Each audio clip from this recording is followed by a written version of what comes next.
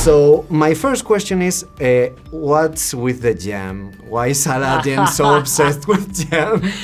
I love that scene, man. Yeah, it's great. That was the biggest improvised scene in the film, and it was just amazing getting to improvise with Will Smith.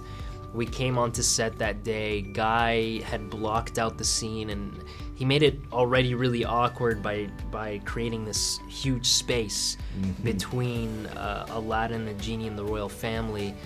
And there wasn't much written on the page that day, so he just told us to go for it. So it was a lot of fun, and I'm glad he liked it enough to put it in the film. Yeah, and it must have been quite a masterclass to get to improvise with Will Smith. Absolutely, absolutely, and get to do it in front of Guy. That was amazing.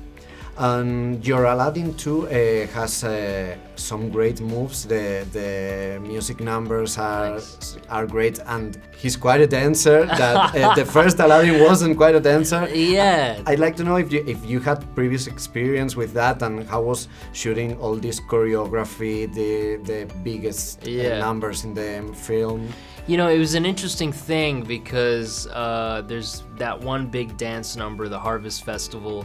And we had to work with the choreographer to bring it to life, but then for me particularly, I had to pretend like Aladdin didn't know what he was doing, not to ruin anything in the film. But so it was an interesting thing of learning the choreography and trying to know it inside out, and then having to pretend like it's coming out of nowhere. So that was interesting, and I did dance and music in theater school. I went to theater school for 4 years to train, but this was definitely, like you mentioned before, a master class in that.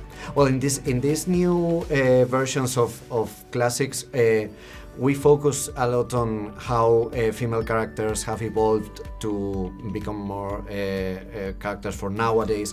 Yes. But how has Aladdin evolved from the 90s till today? What changes have you seen in the character to get him more 2019? Yeah, I think there's a lot more at stake for him.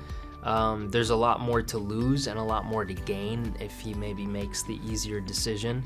So we've kind of upped the stakes in that way, and I also think he